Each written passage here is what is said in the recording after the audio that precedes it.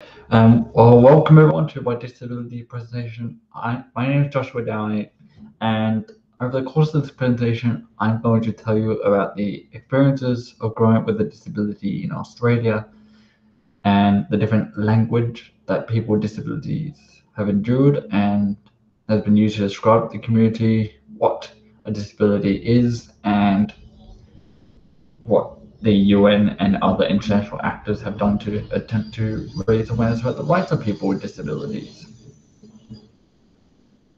And so, my first thing I want to ask you is, well, what is a disability?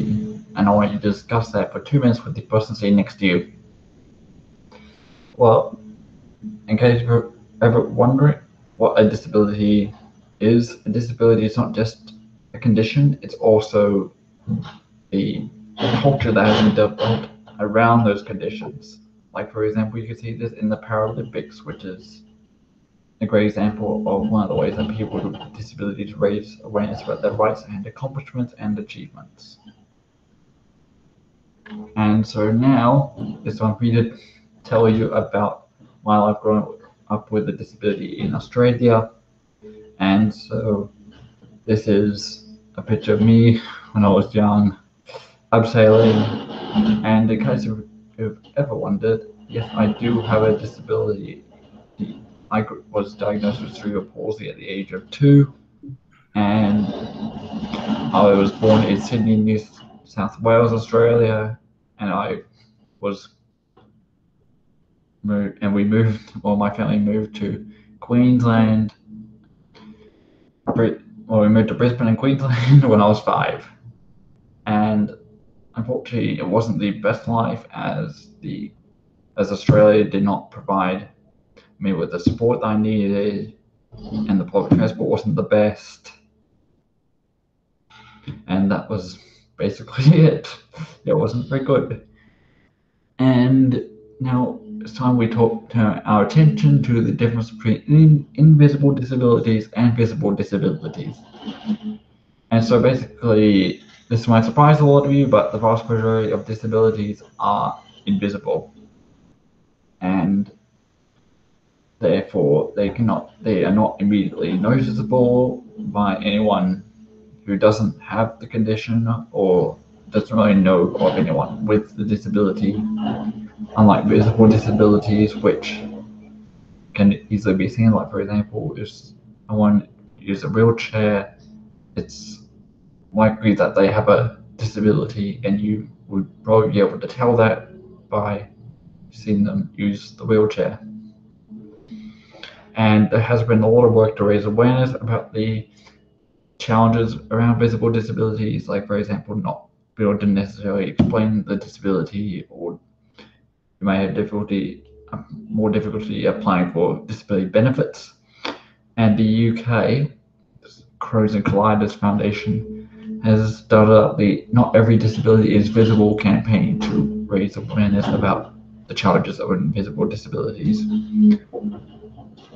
And so now we turn our attention to disability discrimination correct language. There is a term for disability discrimination, ableism, which is basically any language or action that attempts to paint disability in a negative light. Like, for example, here, this man uses a wheelchair, but because there is no ramp for him to use, he can't get up to the second floor.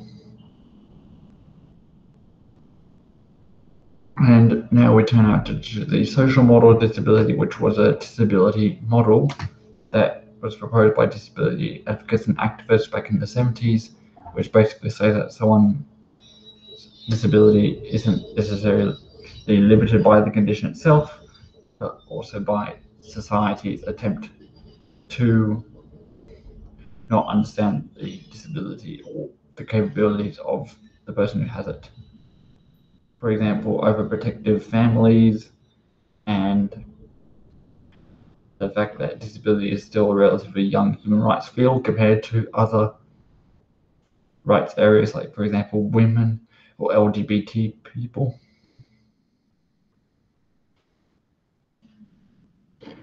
And so how can we give people with disabilities a voice? Well, good news. the United Nations has officially met with disability rights advocates back in 2006 to draft a treaty that does exactly that, and it is called the Convention on the Rights of People with Disabilities. And so this is an international treaty ratified by pretty much every single UN member state, which states the rights of people with disabilities and how we can help raise awareness about them. The unfortunate thing is that the United Nations member states don't have disability rights at the top of their priorities list, and neither does anyone else. So then the United Nations comes along and creates the International Day of Persons with Disabilities on the 3rd December.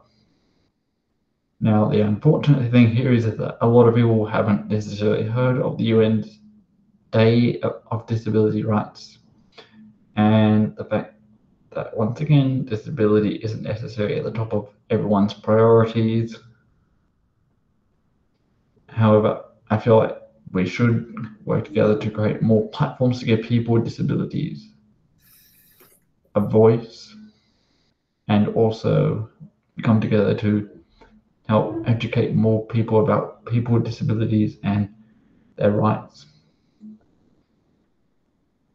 And so, in conclusion, it's important that we recognize that the only disability is when people cannot see human potential, and especially now with what's been going around, and about how the conditions that have created the situation we're in now affects people with disabilities more, and how it is more important than ever that we raise awareness about the rights of people with disabilities and that we help them get through this period just as much as we are helping each other get through this period, and that we continue to come together and create more platforms for people with disabilities to voice their stories and voice their opinions about their rights and what can be done to protect them. And so thank you for listening, and if you ever want to learn more about my work or get sort of extended version of this presentation, I have a Disability Rights podcast, and all the other citations for this presentation are on that document, but this is the only one that I actually had to research specifically for this presentation. And so thank you for watching, and if you have any questions, now's the time to ask them. If you have any more questions, you can email me at joshua.downey@isbasel.ch. And if you want to access the podcast, you can access it on any service that has a podcast on it, from Apple to Spotify to Overcast.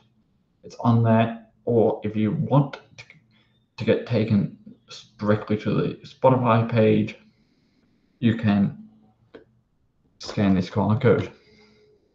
Hope you enjoy the rest of your day, and thank you for listening, and thank you for watching me.